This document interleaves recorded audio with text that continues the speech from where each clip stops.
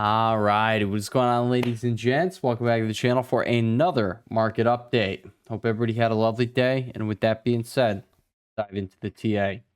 Guys, we did end up having quite a big gap up today, and we gave it all back by the end of the day, and we did close red. So we had, pretty significant sell intraday over here. We did not break yesterday's high, and then we proceeded to sell 7% intraday over here on QQQ. And over here on SPY, again, same thing. We stalled right here at this gap. And then we ended up, intraday falling about 7% as well over here on the S&P 500. This does not look like a bottom in to me. It looks like we're probably going to be going lower. All right, over here on VIX, guys, you did end up pulling back. You swept yesterday's low, and then we spiked. You did end up seeing VIX come all the way back up near the high today, almost taking out the high. You got up to 57 something. And, this doesn't, typically suggest to me that we are going to be, just falling from here. We are probably going to see VIX continue to spike here. And then we're probably going to see everything take out these lows. Now, something I was pointing to is Tesla over here. All right, guys, like this is just the chart after yesterday's close that, just I was pointing out does not suggest the bottom is in. All right, like this is not typically how we see bottoms formed over here. We don't typically come down and have a perfect double bottom off of there. It's normally a slightly lower low or a higher low. And over here, it's pretty picture perfect, this bounce. But, this over here looks a lot better than if you were to bounce over here. It was just looking, like weak structure going on here. It's not typically what we see right before a bottom. Now, I think Tesla's probably going to come all the way down here. And if Tesla's going to come all the way down here, the market's probably going to be coming, it's probably going to be resuming its decline. Now, I'm not saying that the market is just going lower because Tesla is. I'm just pointing out that's, one of many charts that suggests we're probably going to be going lower over there. And, over here on the NASDAQ, you could see we're, almost down to the lows already. We're 3% off of the low. Overnight, we are down, another 2% over here. Guys, it's looking pretty rough. All right. Over here on NQ, we're looking at 4.5% from QQ's close today. That would be taking out the low over there. And that is a lower low than what we have over here. But, as of right now, we're sitting right here on QQ, right around 408. I wouldn't be surprised to just take out the low tomorrow. All right. So that's all you really have to be concerned with, guys. I told you guys over here, 15-minute EMA cloud. This is just the 21 and the 5-minute EMA. All right. And, we were watching this for a pop, and we were probably going to get a larger bounce here once this flipped bullish. It did end up flipping, and as you can see, we flipped back to bearish over here, and that kind of gave you everything you need to know today. And it is not flipped back to bullish. You started to look for sells right over here, and you just continued the whole day. You couldn't get above it. All right, now this thing not look like it's going to be stopping over here. All right, it looks like it is probably going to be taking out this low over here around 400. We're probably going to come down here. I'm going to just guess. We're going to come down to 387.98 and test that support right over there. Big breakout level right there. Now, if we do end up breaking down under 387.98, then we're watching 363 down here at 364. I don't think we're going to get down there. But I'm also open to everything. This is literally, the scenario we talked about where we were going to see S&P 500 maybe bounce 10% off of the lows, just like back in, I'll just come over here to SPY, just like back over here in the COVID 2020 crash. Right here, from the low there, you did end up bouncing just about 10%. And then you faded into the end of the week, and you closed out with an ugly weekly candle over here. Nope, not over there. Over here. All right. So you did end up not closing out with a bullish candlestick, and then you gapped down the following week. That next Monday from that close, you gapped down 7%. I'm not saying that's going to be the case. I am definitely not saying that's going to be the case. But I am pointing out that we are currently in a market crash, and that is just something to keep in mind here. You gapped from there all the way down here. All right, that's like 6 to 7%. Right here, that's 7%. Again, not saying that's going to be happening, but I am definitely going to say we have a bearish look to us right now, and until that clears up, then you shouldn't be sitting there trying to catch a falling knife. Now, I also want to say this weekly close is going to be important. If you close out in a bullish manner, I pointed out, in yesterday's video, hey, not looking too bad moving forward. But if not, if you're going to do what you did over there in the 2020 crash that we pointed out coming into this week and, yesterday, then guess what? All right. Well, not coming into this week. I think it was in yesterday's video. And maybe the video before that, we're expecting to have that little bounce. Or yeah, coming into the week, we're looking for VIX to do this. All right. Which, I think it didn't do exactly that, but we did end up seeing one heck of a VIX crush. All right. So this was the preparation coming into the week. It was right over here. And I was thinking on Monday, we were going to get this over here on VIX. And then from that top, over the next 4 trading sessions, you fell 50%. Now, this one, we took one trading session and you fell quite a bit. All right. Or 2 trading sessions, you fell 40%. So, you just went a little quicker. We really do have a lot of volatility going on right here. This is like kind of stuff we saw during that 2020 crash. The volatility VIX over here is moving. All right. It's having more volatile moves on the volatility index than what we had over there in COVID. All right. Back and forth. This is absolutely insane. So, just be open to it continuing further down. I'm pretty sure tariffs go into effect tomorrow. That, that they were officially announced on the 2nd. We all saw the reaction to that. The market's reaction was, just a puke. I'm not saying that's going to happen tomorrow, but if these get reiterated and really get put into effect, then I imagine it's not going to be good things for the market. But, I'm going to do my best right here to keep this video under 10 minutes. We're literally just going to stick to the indices today. SPY QQ VIX. Let's go over some levels here. But, VIX looks like it's probably going to continue spiking. Downside support, which, you're underneath here.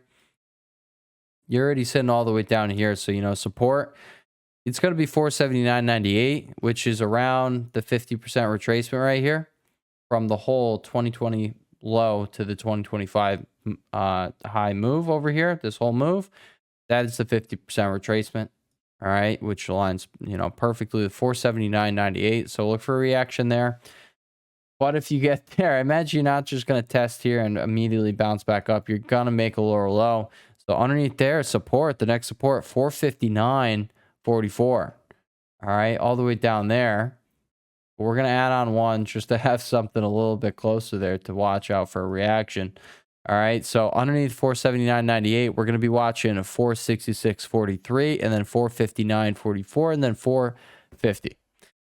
On the upside, 493.86, 505.89, 510.27, 518.36, 525.87. This is your key level right there. If you could break above 525.87, good things happen. If you can't, bad things will continue happening. But, that's your level line in the sand right there.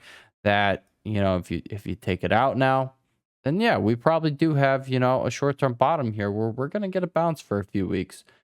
But at the same time, just realize, this happens so quick. The bounce happened really quick too. Like dead cat bounces, they take, less time than the actual, sell over here. Over here, you only bounce for a little bit and then you resume selling. Hey, all right, just realize we have an accelerated market. We have a very volatile market. So these moves are playing out a lot quicker than they normally do. So this could have been all she wrote. Just saying. So that's SPY. QQQ on the downside, you're already sitting right here. But your support is going to be 408.71, 402.39, 387.98. And then we have the 0.618 fib down here by 364. All right, and you can see that on the weekly time frame right here. Right down here, you got a lot going on here. All right, but we're looking for the big reaction off 387.98, and then if not there, down here at 364. On the upside as resistance, you have 423.45, and then we're just going to watch 443.06. If you can get above 443.06, that is just like SPY's level over there, line in the sand. Get above there, probably have a bottom here that we're going to rally out of. And, that's really how we're looking. But, at that point, if we really start this rally up, guys, I don't think we're going to hit it with something like this. I personally don't. I personally think, maybe you do, but I don't think it would be that big of a bounce if we're going to get that. If we really get that big of a bounce, if we get back all the way up here, I imagine we probably are going to,